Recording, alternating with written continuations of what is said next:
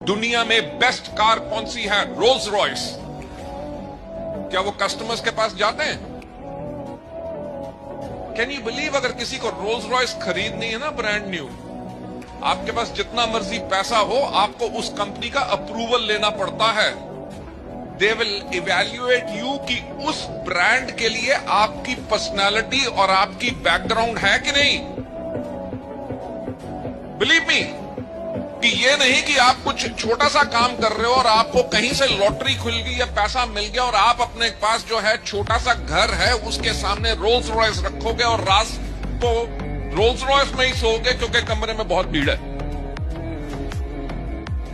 They won't ever give you the Rolls Royce even if you have money. You know why? Because सबसे पहले उन्होंने दुनिया की best car बनाई। दुनिया में बेस्ट कार कौन